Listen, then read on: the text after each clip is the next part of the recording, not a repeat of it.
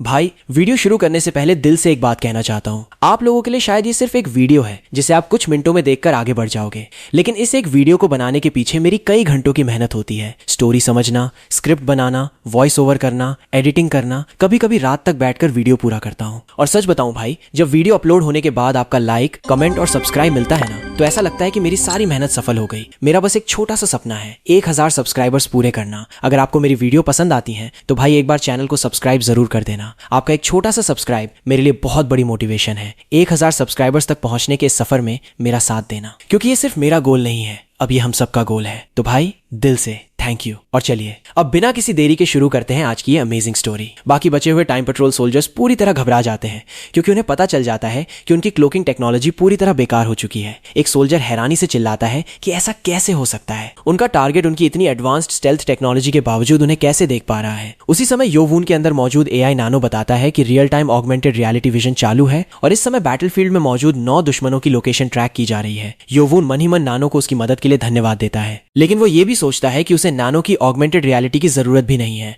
क्योंकि उसकी बढ़ी हुई मार्शियल सेंसेस की मदद से वो दुश्मनों की एग्जैक्ट लोकेशन आसानी से महसूस कर सकता है। एक सोल्जर डरते हुए अपने साथियों से कहता है कि वे वहां खड़े रहकर आसान टारगेट न बने। वो उन्हें लगातार मूव करने का आदेश देता है। इसके बाद आर्मर्ड पेट्रोलमैन तुरंत बहुत तेज स्पीड से पूरे इलाके में दौड़ने लगते हैं। उनकी तेज रफ्तार की वजह से पीछे नीली रोशनी की ट्रेल्स दिखाई देने लगती हैं। योवून उनकी तेज और इधर उधर बदलती मूवमेंट्स को आराम से ट्रैक करता रहता है। वो देखता है कि इन सोल्जर्स ने असल में कोई मार्शल आर्ट्स नहीं सीखी है, लेकिन वो ये भी मानता है कि उनके सूट्स की टेक्नोलॉजी इतनी पावरफुल है कि उनकी स्पीड उसके समय के ज्यादातर सुप्रीम मास्टर्स से भी ज्यादा है। इस खतरनाक स्थिति को खत्म करने के लिए कमांडर स्क्वाड 2 को योवून पर हैवी इलेक्ट्रोमैग्नेटिक कैनन से हमला करने का आदेश देता है। एक सबऑर्डिनेट थोड़ी देर के लिए घबरा जाता है और कहता है कि चाहे परिस्थिति कितनी भी अजीब क्यों ना हो, उनका टारगेट आखिर एक इंसान ही है। कमांडर गुस्से में योवून की तरफ इशारा करता है और पूछता है कि क्या योवून उन्हें सच में एक नॉर्मल इंसान जैसा दिखाई दे रहा है। यह सुनकर बाकी सोल्जर्स भी चुप हो जाते हैं। कमांडर सबको फायर करने के लिए तैयार होने का आदेश देता है। सोल्जर्स एक बहुत बड़े हाईटेक वेपन को तैयार करते हैं। कैनन धीरे धीरे तेज आवाज करने लगता है और उसमें बहुत ज्यादा एनर्जी जमा होने लगती है। कमांडर मन ही मन सोचता है कि योवून ने अल्ट्रा वाइब्रेशन राउंड्स को डिफ्लेक्ट कर दिया था, लेकिन ये अलग बात है। वो मानता है कि कोई भी इंसान कितना भी पावरफुल क्यों ना हो, वो प्योर एनर्जी बीम को रोक नहीं सकता। कमांडर जोर से फायर करने का आदेश देता है। अगले ही पल एक बहुत बड़ी और चमकदार इलेक्ट्रोमैग्नेटिक एनर्जी बीम सीधे योवून की तरफ जाती है, लेकिन योवून को उड़ाने के बजाय वो एनर्जी बीम उसके आगे पहुंचते ही उसके हाथ के चारों तरफ मुड़ जाती है और पीछे जमीन पर जाकर गिरती है। यह देखकर टाइम पेट्रोल सोल्जर पूरी तरह शॉक हो जाता है। उसे विश्वास ही नहीं होता कि ऐसा कैसे हो सकता है। उसे समझ आता है कि इस एंशिएंट मार्शल आर्टिस्ट ने स्पेस को ही डिस्टॉर्ट कर दिया है, जिसकी वजह से एनर्जी बीम का रास्ता बदल गया। योवून मन ही मन अपनी डिफेंसिव टेक्निक के बारे में सोचता है। वो इसे यूनिफिकेशन ऑफ पावर कहता है। उसने इस टेक्निक का ये तरीका उस ऐतिहासिक बैटल को देखकर सीखा था जिसमें गॉड ऑफ वॉर और ब्लेड गॉड आपस में लड़े थे। इस टेक्निक की मदद से वो थोड़े समय के लिए स्पेस को डिस्टॉर्ट कर सकता है और लाइट को भी अपनी इच्छानुसार मोड़ सकता है। अपने चमकते हुए हाथ को देखते हुए योवून आराम से कहता है कि इसी वजह से कॉम्बैट एक्सपीरियंस बहुत ज्यादा मायने रखता है। ये देखकर एक सोल्जर डर के मारे बुरी तरह कांपने लगता है। उसका डर इतना बढ़ जाता है कि वो चिल्लाते हुए योवून को मर जाने के लिए कहता है और अपनी फॉर्मेशन तोड़कर उस पर लगातार गोली चलाने लगता है। योवून सिर्फ एक हल्के से हैंड गेस्चर से हवा में चल रही सारी प्रोजेक्टाइल्स को रोक देता है। वो देखता है कि वो घबराया हुआ सोल्जर अब अल्ट्रा वाइब्रेशन राउंड्स का इस्तेमाल भी नहीं कर रहा है। योवून सोचता है कि क्या डर ने उस सोल्जर की सोचने की क्षमता पूरी तरह खत्म कर दी है। इसके बाद योवून अपना हाथ हल्का सा घुमाता है। हवा में रुकी हुई सारी बुलेट्स अचानक उसी सोल्जर की तरफ वापस चली जाती हैं और उसके शरीर को भेदते हुए उसे वहीं मार गिराती हैं। उसी समय सभी सोल्जर्स के एचएड पर एक क्रिटिकल सिस्टम अलर्ट दिखाई देता है। उसमें बताया जाता है कि स्पेस टाइम कैंसलर डीएक्टिवेटेड हो चुका है। स्पेस टाइम कैंसलर बंद होते ही बचे हुए सोल्जर्स पूरी तरह घबरा जाते हैं। वे चिल्लाने लगते हैं कि उनका टारगेट इंसान नहीं है। वे सभी वहां से भागने लगते हैं। एक क्लोक्ड सोल्जर जान बचाकर भाग रहा होता है, लेकिन अचानक वो किसी इनविजिबल बैरियर से टकरा जाता है। वो बैरियर उसके रास्ते को पूरी तरह रोक देता है। सोल्जर घबराकर उस इनविजिबल वॉल को बार बार मारता है और समझने की कोशिश करता है कि ये बैरियर नीचे क्यों नहीं जा रहा। उधर योवून उन भागते हुए सोल्जर्स को देख रहा होता है। तभी अचानक वो एक सोल्जर की प्रेजेंस को महसूस करना बंद कर देता है। योवून हैरान होकर सोचता है कि वो सोल्जर सिर्फ स्टेल्थ मोड में नहीं छिपा है। ऐसा लग रहा था जैसे उसका पूरा अस्तित्व ही गायब हो गया हो। इसी बीच एक दूसरा डरा हुआ पेट्रोलमैन एक इमरजेंसी डिवाइस निकालता है और कहता है कि वो मिशन से बाहर निकलकर एस्केप करने वाला है, लेकिन तभी दूर से एक तेज रेड एनर्जी बीम आती है और उसके इमरजेंसी डिवाइस और वाइजर को सीधा भेज देती है। सोल्जर दर्द से कराहता है। उसकी आंखें डर से बड़ी हो जाती हैं और वो वहीं घातक रूप से घायल होकर गिर जाता है। एक क्लोक टाइम पेट्रोल सोल्जर ये देखकर विश्वास नहीं कर पाता और चिल्लाता है कि ऐसा नहीं हो सकता। जिस पेट्रोलमैन ने इमरजेंसी डिवाइस एक्टिवेट किया था उसके चारों तरफ अचानक बहुत तेज वैक्यूम बनने लगता है। उसे महसूस होता है कि तेज हवा उसे अपनी तरफ खींच रही है। वो घबराकर मदद के लिए चिल्लाता है लेकिन कोई उसकी मदद नहीं कर पाता। वो हवा में तेजी से खिंचता चला जाता है और आखिर में एक घूमते हुए एनर्जी वॉर्टेक्स के अंदर चला जाता है। वो वॉर्टेक्स उसे पूरी तरह क्रश कर देता है और उसका अस्तित्व ही खत्म हो जाता है। इस अजीब घटना के बाद योवून वहां खड़ा होकर उस घटना को देखता रहता है।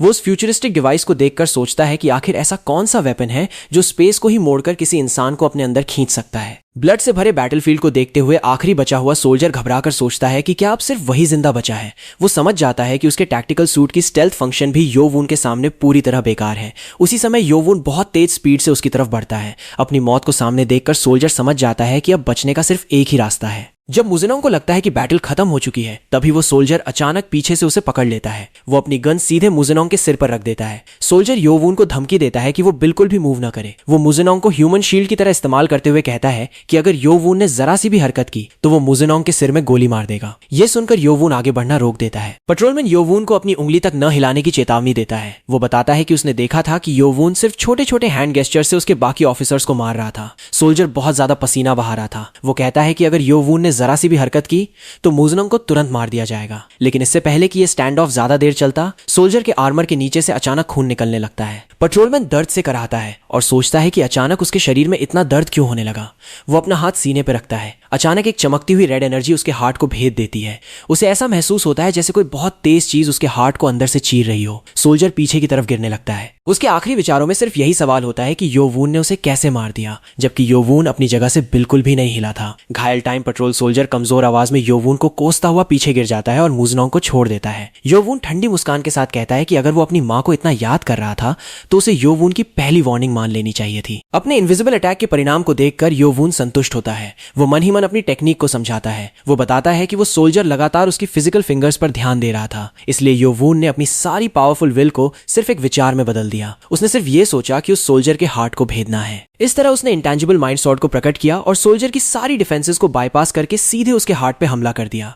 योवून गिरे हुए पेट्रोलमैन के पास जाता है और उसकी फ्यूचरिस्टिक फायरआर्म उठा लेता है।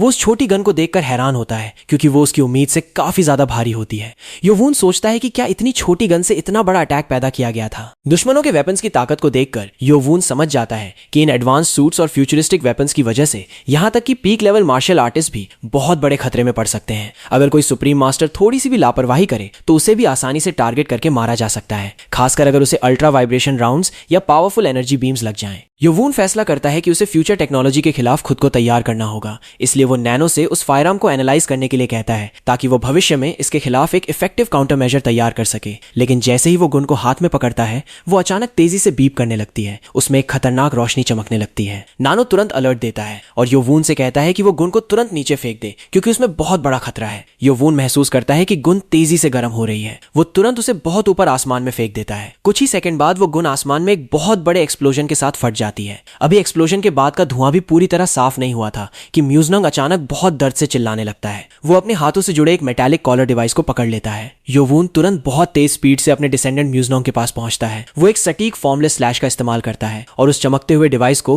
मुजेनोंग के शरीर से अलग कर देता है। डिवाइस दूर जाकर घास में गिरता है। जैसे ही डिवाइस जमीन पर गिरता है उसमें भीषण आग लग जाती है। कुछ ही पल में वो पूरी तरह जलकर खत्म हो जाता है। मुजेनोंग भारी सांस लेते हुए योवून को अपनी जान बचाने के लिए धन्यवाद देता है। जलते हुए डिवाइस को देखकर योवून पूछता है कि क्या दोनों एक्सप्लोजन्स जानबूझकर इस तरह एक्टिवेट हुए थे ताकि कोई एविडेंस न बचे। मुजेनोंग उसकी बात की पुष्टि करता है। वो बताता है कि टाइम पेट्रोल रेगुलेशंस के अनुसार अगर टाइम ट्रैवल के दौरान कोई मिशन फेल हो जाए या सिचुएशन खराब हो जाए तो उनके सभी एडवांस्ड इक्विपमेंट और यहां तक कि उनके बॉडीज भी ऑटोमेटिकली इंसिनरेट हो जाते हैं। ऐसा इसलिए किया जाता है ताकि टाइमलाइन से जुड़ी कोई सीक्रेट इंफॉर्मेशन बाहर न जा सके। मुजेनोंग जलते हुए मलबे के पास घुटनों के बल बैठकर योवून की तरफ देखता है। वो पूरी तरह हैरान और प्रभावित होता है और कहता है कि उसका एंसेस्टर सच में अविश्वसनीय है। वो बताता है कि उसके अपने फादर या उसके फ्यूचर एरा के कल्ट लीडर तक अल्ट्रा वाइब्रेशन राउंड्स और इलेक्ट्रोमैग्नेटिक बीम्स को ब्लॉक नहीं कर सकते थे। मुजेनोंग मन ही मन सोचता है कि ये वेपन्स इंसानों से लड़ने के लिए बनाए ही नहीं गए हैं। इनका असली इस्तेमाल एंटी गेट वॉरफेयर और सुपर पावर्ड इंडिविजुअल्स के खिलाफ लड़ने के लिए किया जाता है। लेकिन इसके बावजूद योवून ने बिल्कुल पास से उन्हीं वेपन से लैस पूरी स्क्वाड को हरा दिया। म्यूजनोंग को यह भी समझ आता है कि शायद टाइम पेट्रोल सेंसर्स को लेकर योवून उसकी पहले वाली वार्निंग को ध्यान में रख रहा था। इसी वजह से योवून ने नैनो मशीन की फंक्शंस का बहुत कम इस्तेमाल किया और लगभग पूरी लड़ाई अपनी प्योर मार्शल प्रावेस के दम पर लड़ी। म्यूजनोंग सोचता है कि आखिर कोई इंसान सिर्फ 4 या 5 साल में अपनी मार्शल एबिलिटीज को इतनी ज्यादा कैसे इंप्रूव कर सकता है। उसे ब्लेड गॉड की एक लेजेंडरी स्टोरी याद आती है। ब्लेड गॉड इंसानों में आखिरी ऐसा मास्टर था जिसने नेचुरल रियम तक पहुंच हासिल की थी। कहा जाता था कि उसने बिना अपनी एक भी उंगली हिलाए माइंड सॉर्ड के जरिए अपने दुश्मन के हार्ट को फाड़ दिया था। ये बात याद आते ही म्यूजनोंग के दिमाग में एक चौंकाने वाली बात आती है। उसे समझ आता है कि उसके एंसेस्टर योवून भी शायद नेचुरल रियम तक पहुंच चुके हैं। इसके बाद म्यूजनोंग अपनी आवाज को गंभीर करते हुए मौजूदा सिचुएशन के बारे में बताता है। वो कहता है कि जैसा योवून ने अभी देखा, टाइम पेट्रोल किसी भी अनऑथराइज्ड टाइम ट्रैवल या हिस्ट्री को बदलने की कोशिश को रोकने के लिए किसी भी हद तक जा सकता है। योवून ये सुनकर पूछता है कि क्या फ्यूचर में मार्शल आर्टिस्ट को हमेशा अथॉरिटीज की चिंता करनी पड़ती है। म्यूजनोंग इसकी पुष्टि करता है। वो बताता है कि उसके एरा में कोई भी इंडिविजुअल या ग्रुप इतनी ताकत नहीं रखता कि वो किसी नेशन को अकेले ओवरथ्रो कर सके। इसका कारण वही फ्यूचरिस्टिक वेपन्स हैं जिनका सामना उन्होंने अभी किया था। म्यूजनोंग बताता है कि उसके एरा में ऐसे वेपन्स बड़े पैमाने पर मैस प्रोड्यूस किए जाते हैं। योवून कुछ देर सोचता है और कहता है कि अब उसे सब समझ आ रहा है। अगर हजारों की संख्या में नॉर्मल सोल्जर्स के पास ऐसे वेपन्स हो तो मुरिम की ट्रेडिशनल मार्शल आर्ट्स वर्ल्ड पूरी तरह खत्म हो सकती है। म्यूजनोंग सम्मान से अपना सिर झुकाकर योवून को उसकी जान बचाने के लिए धन्यवाद देता है, लेकिन वो एक गंभीर बात भी बताता है। एक पेट्रोलमैन किसी तरह वहां से भागने में सफल हो गया है। इस वजह से टाइम पेट्रोल बहुत जल्द राइनफोर्समेंट्स भेजेगा और वे राइनफोर्समेंट स्टैंडर्ड पेट्रोल ऑफिसर से कहीं ज्यादा एडवांस्ड और पावरफुल वेपन से लैस होंगे।